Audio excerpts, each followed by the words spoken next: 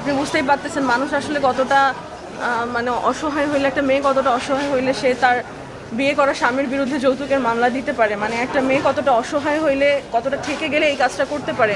মেয়ে মানুষ আসলে সহসায় কিছু করতে চায় না তার স্বামীর বিরুদ্ধে, যেই হোক। হ্যাঁ, আমি অনেকবার চেষ্টা করেছি, আমার আইনজীবী অ্যাডভোকেট মিঠুন শাহ ভাইয়ের মাধ্যমে আমি অনেকবার চেষ্টা করেছি, ইভেন তাকে 2বার উকিল নোটিশও পাঠিয়েছি যে আসো আমরা সংসার করি। আমি যেটা আপনাকে হোয়াটসঅ্যাপে দিয়েছি যে সে 22 লাখ টাকাও চাচ্ছে, সে প্রথমে 19 লাখ টাকা দেওয়ার পরে সে আবার 22 লাখ টাকা চাচ্ছে।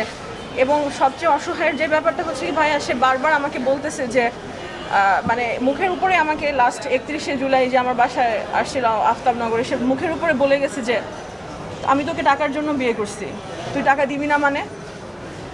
এবং আপনারা ভালোভাবে খোঁজ নিলে, আমি চাই আপনারা খোঁজ নেন, আমি কতটুকু সত্য বলতেছি কতটুকু মিথ্যা বলতেছি এটাও তো জানা দরকার।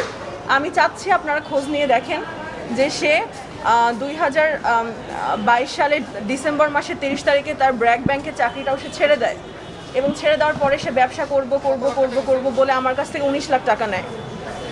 দেন 19 লাখ টাকা দেওয়ার পরে সে ওই টাকা দিয়ে কী করে আমি জানি না, তারপরে সে আবার 22 লাখ টাকা চায় আমার কাছে। এভাবে সে ইভেন মানে উঠতে বসতে শুইতে, মানে যে কোনো কাজ করার সময় সে টাকা চায়, উঠতে বসতে নাইতে খাইতে সে সবসময় টাকা চাইতে থাকে, টাকা চাও, টাকা দাও, আমাকে টাকা দাও।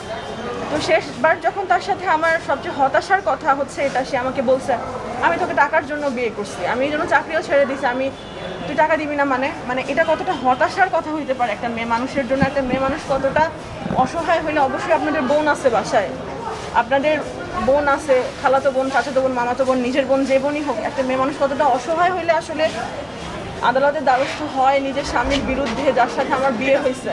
তো আপনি তো সুখে ছিলেন বলছিলেন আগে, বারবার তার সাথে সুখী ছিলেন, হঠাৎ করে একটা মানে খুব অল্প সময় সে যখন চাকরি করতো ওই সময়টাতে। এবং আপনারা সবাই জানেন যে আমি মিডিয়া পজ করি, মিডিয়া থেকে অনেক দিন আমি দূরে, বিয়ের পরে আমি মিডিয়া থেকে অনেক দিন দূরে, আপনারা সবাই জানেন। আমি কোনো রকম মিডিয়ার সাথে কোনো কিছুতেই রিলেটেড না, আমি একটা কর্পোরেট জব করি, প্লাস আমার একটা অনলাইন বিজনেস আছে। তো সব কিছু মিলাই আসলে আমি মিডিয়া থেকে ডিটাচ ছিলাম একটা সংসার করার জন্য। আপনি তো আজকে মামলা করলেন, এই মামলার মাধ্যমে আপনি কি ধরনের বিচার চাচ্ছেন?